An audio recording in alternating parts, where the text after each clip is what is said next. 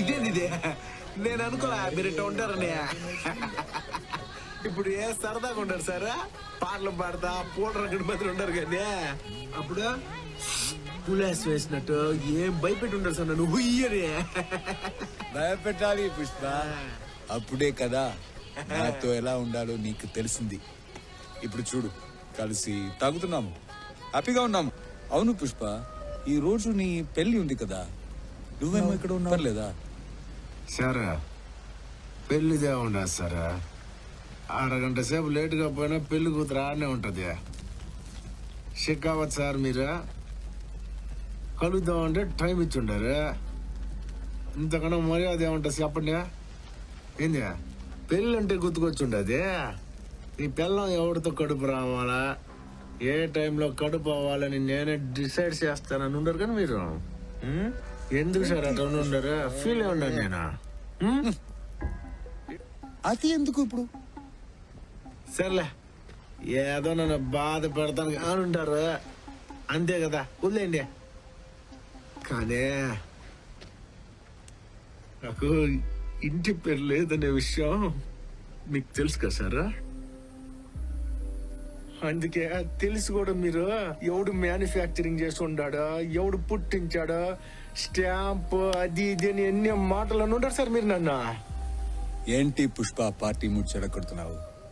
మళ్ళీ అవని ఎందుకు ఇప్పుడు?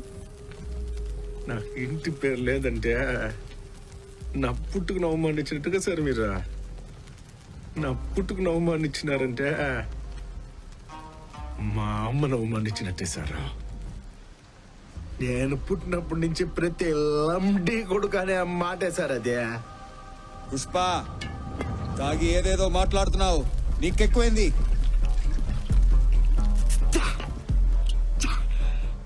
ఎక్కువే ఉండదే, అందులో ఒకటి ఎక్కువే ఉండదే. ఏంటది?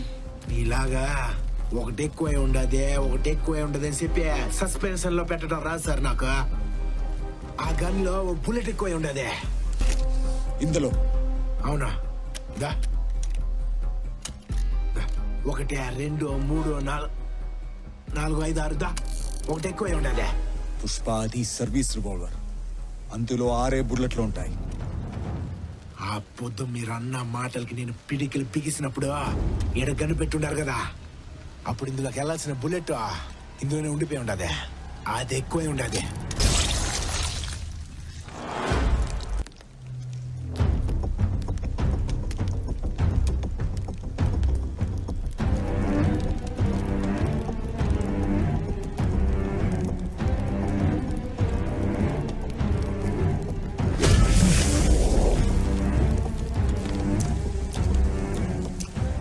ఇదేందో తెలుసునా సారు,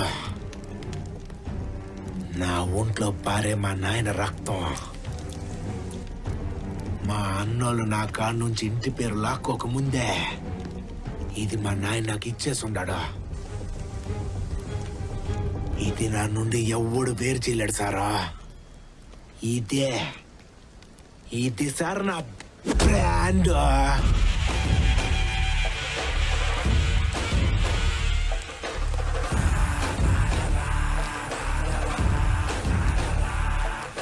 షికావత్ సార్ నా కొడక, ఏంది బుల్లెట్కి భయపడే బ్రాండ్ అనుకున్నావురా? అయితే సొంత పొగరుతో పెరిగిన బ్రాండ్ రా ఇదే.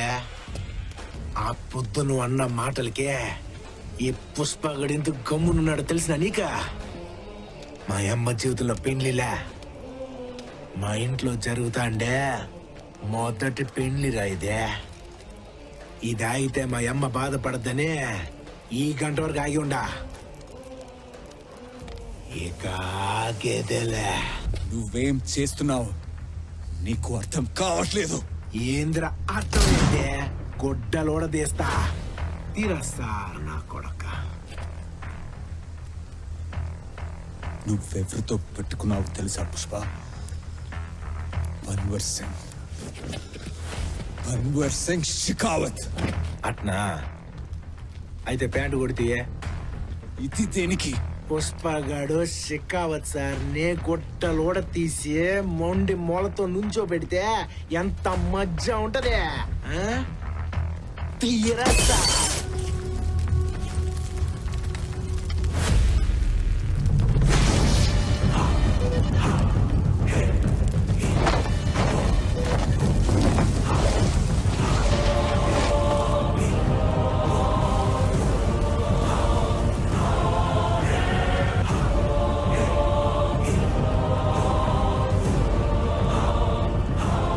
చూసినావా ఇప్పాక ఇట్టాగే ఉంటది ఎవరికైనా.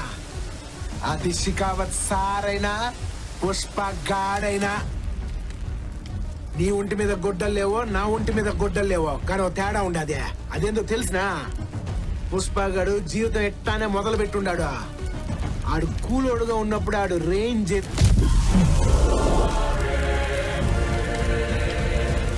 ఇది ఆడు రేంజ్. అప్పుడు అదే రేంజ్ ఇప్పుడు అదే రేంజ్. నేను రోడ్డు మీదకి ఎట్ట పోయినా నన్ను పుష్పగాడని అంటారు. నువ్వు పోయేట్టాగా రోడ్డు మీదకి పోలీస్ డ్రెస్ లేకుండానే. నీ కుక్క కూడా నేను గుర్తుపట్టదు. బ్రాండ్ అనేదే బట్టల్లో ఉండేది కాదు, బత్తకడంలో ఉంటది.